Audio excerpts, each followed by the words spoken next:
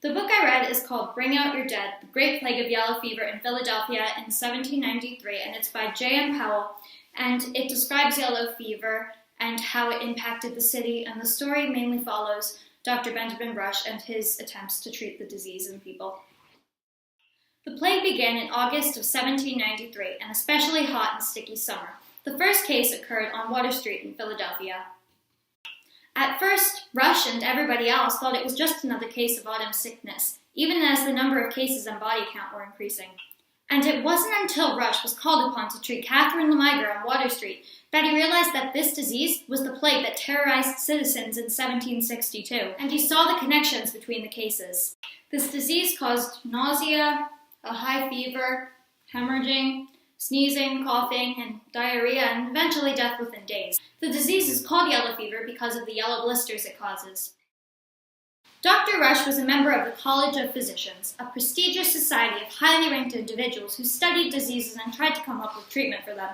The problem with them, however, was that, with the exception of Rush and a few others, none of the members were actual doctors in practice and had never encountered the diseases they were studying, meaning that most of what they came up with was based off of theory and secondhand research. They still came up with many theories about what caused the yellow fever. Some said it came over on ships from the West Indies. Others said it came from the bad air, and they fired cannons into the sky in hopes to clear it up. Rush believed that the disease came from the stench of the rotting coffee nearby. However, he was also one of the first few people to understand the idea of contagion. When the death count per day reached the hundreds, the Bush Hill Hospital was set up for victims of the yellow fever to be treated, and doctors came up with many ideas on how to treat patients. One was an alcoholic remedy called Daffy's Elixir, which was designed to cause the purging of the disease, and if a patient could not purge, then they were left severely intoxicated. And another was pouring cool water over a patient twice a day. Some doctors relieved nausea with chamomile tea, salts, vitriol, and bark, and would inject patients every 4 hours with a mixture of bark in its powdered form, Madeira wine, laudanum, and water if they could not hold down the substances orally. In short, bleeding and purging. Dr. Rush agreed with Dr. Logan. However, he made the important discovery that a mixture of mercury and jalap would slow down the disease and in some cases stop it. This became the only known method to do so, and it became known as the Great Cure. After many weeks of fear and insanity, the amount of cases began decreasing, and finally the disease ended when the colder weather hit. One thing that I found very interesting in this book was the fact that people, as a preventative, put fresh pennyroyal on their pillows because they knew it kept mosquitoes away, so they thought it was powerful enough to ward off the disease. And this was very effective, yet they didn't realize the connection between the yellow fever and mosquitoes. The book definitely focuses on the historical aspect of the yellow fever and how people understood it back in 1793.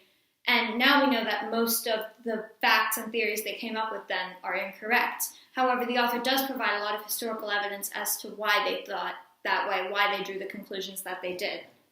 Bloodletting and purging were two very common methods of disease treatment during the 18th century. However, they had very serious consequences that people just didn't understand back then.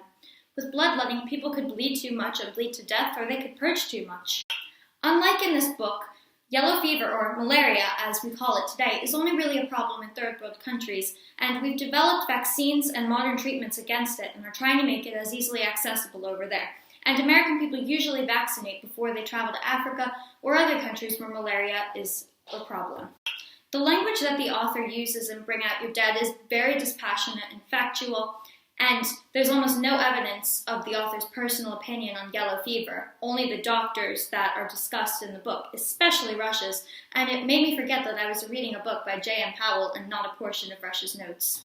The book also focused way more on Rush, other people, and what life was like in Philadelphia in 1793 than it did on the actual scientific aspects of yellow fever, and it was also extremely repetitive. I think I could have gotten everything I needed on the topic from the first 100 pages.